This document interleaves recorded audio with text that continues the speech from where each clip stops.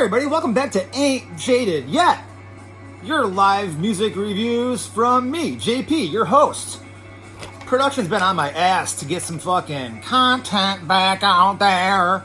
Well, went to see Phish on Tuesday at the Peterson Event Center in Pittsburgh, PA, and I tell you what, sometimes this content makes itself, you know what I mean? Here we are, another summer, another Phish tour, and it's excitement. It was a heater. Ricky, forget about the curveball. Give him the heater. And they did. I did not have this on the old Phish schedule this summer, but I live 5.5 hours away, and I've been there before for a show. It was fantastic. 2017, leading up to the Baker's Dozen, and I had just a one-off show, one show this week, midweek. It had the makings of badassery. So, I sent it.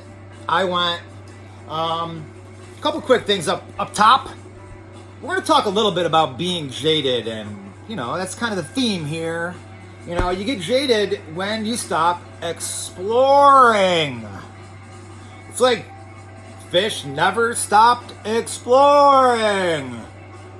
When you stop exploring, you're not searching, you're not yearning, you're not excitable, and you're a lot more susceptible to getting jaded, folks.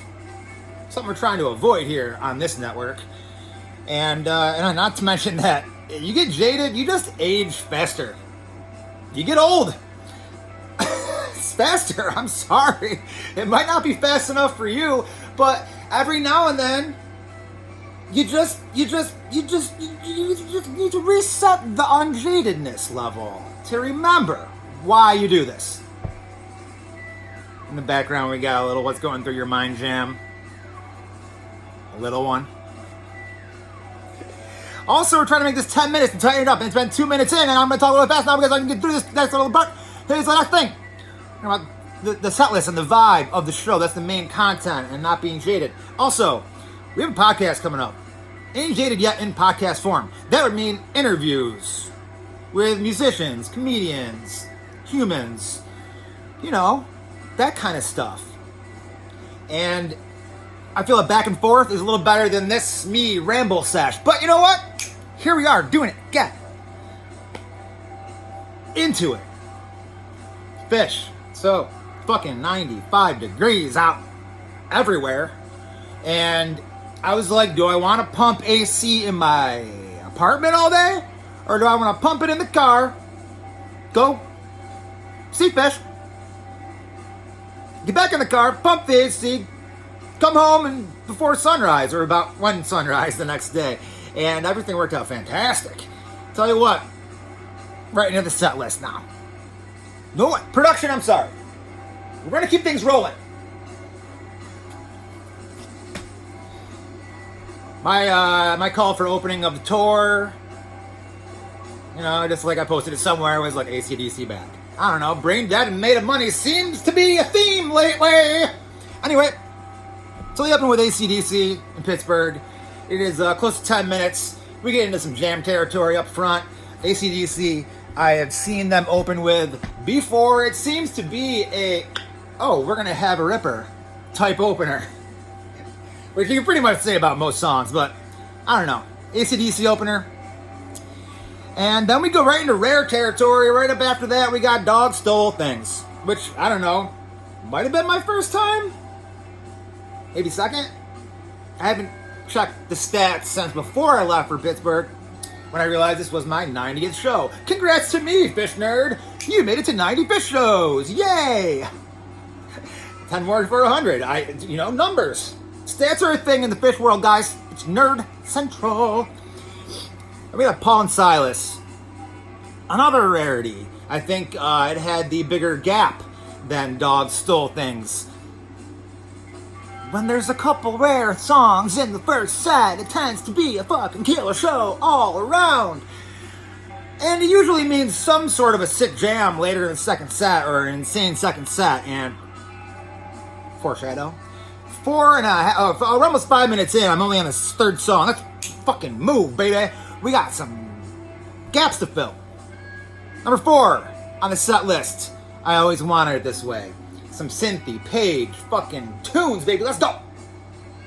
I like Always Wanted This Way. I mean, I always wanted it that way. I always wanted Paige to play that song that way in Pittsburgh the other day.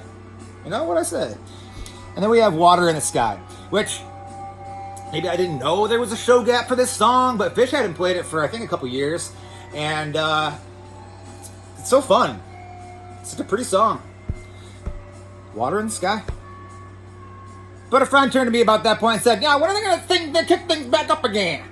And they do. Stealing Time from the Faulty Plan. It is a first set staple ripper. I'm a big fan of this song.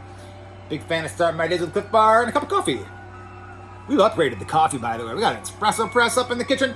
Whoo! If you thought I was fired up before,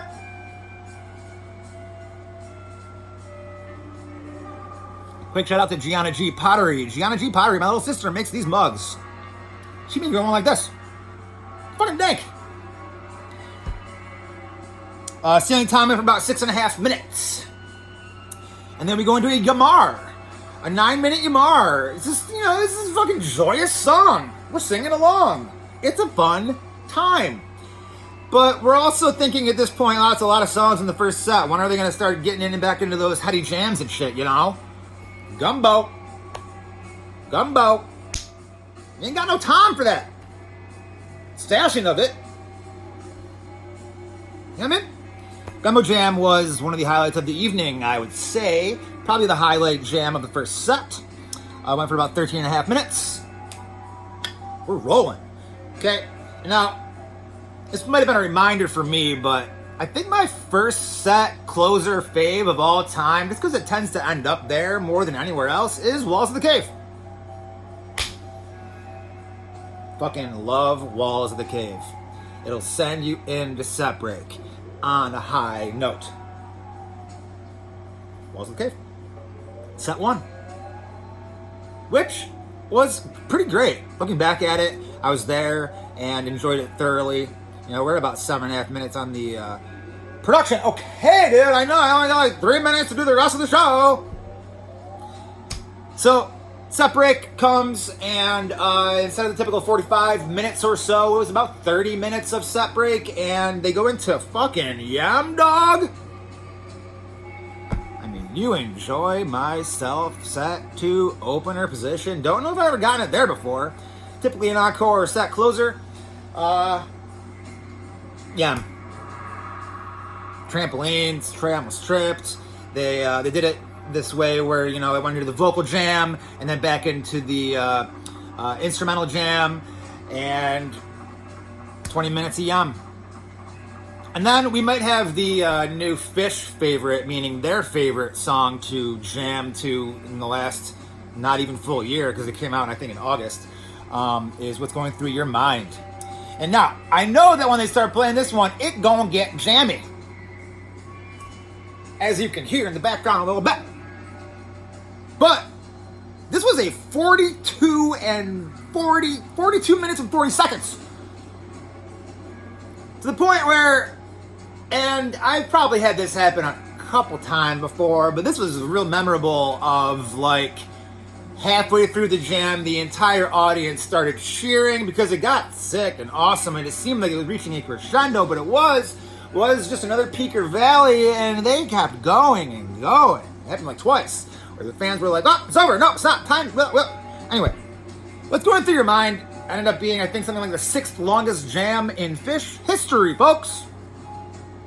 Like I said, it was spacey as fuck for like the last third.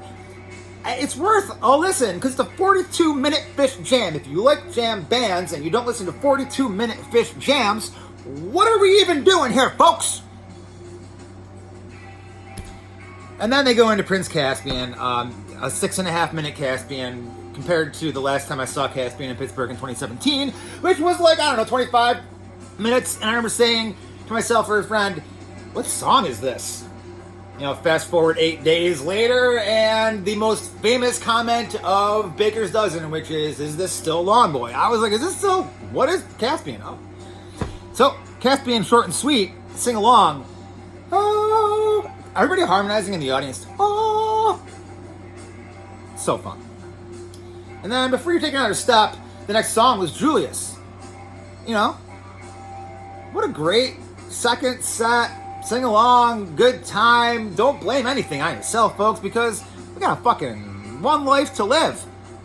You know what you should do with it? Well, my friends, you should blaze on, fuckers. And that's what we did next. We blazed on. 10-minute. At this point, everyone is exhausted. I'm in the back upper area of the stage. By the way, CK5 was killing it. That guy gets a new bag of tricks every fucking 20 minutes. It's like, where's he come up with the ideas? Very fun. The lights were on point. We're blazing on. At this point, like I said, people are tired. There's a lot of people sitting down in the back upper area because it was hot out all day, you know. But they played Blaze On for like 10.5 minutes. Pretty great little jam in there. That's the set 2 closer. Come out with an encore. And I gotta say this, I think The Howling may be the most fun Phish song to see live right now. I mean, have you howled? Do you even howl, folks? I remember at Albany when they played The Howling, I saw a couple of youngsters walking by on the sidewalk and I said, hey, how about that howling? Did you howl? And they were like, eh? And I was like, huh, you gotta howl, motherfucker. When I heard those first couple notes and it kicked in that it was The Howling, I started howling my booty off. And I wonder why my throat was a little sore. Because I was howling for like 6.5 minutes straight, 7.5 minutes straight. It was fun. The Howling is a blast. If you don't howl, what are we even doing? You know, if you're a Phish fan, you go to Phish shows. If you're not howling at The Howling, you're not shutting the fuck up at What's the Use. Those are the 2 pieces of advice I have for you. Howl and STFU during What's the Use. And then they go into Ghost. Howling Ghost, spooky theme, encore, whatever, you know. Ghost goes for 11 minutes. Ghost got funky. The encore was the funk dance party, okay? What's going through your mind? Things get dancey and wild and fun and all these different directions. It went everywhere. But man, those 2 encore songs, that, 18, 19 minutes of fucking funk dance party to close out that show, it's fucking Phish. It's fucking Phish, guys.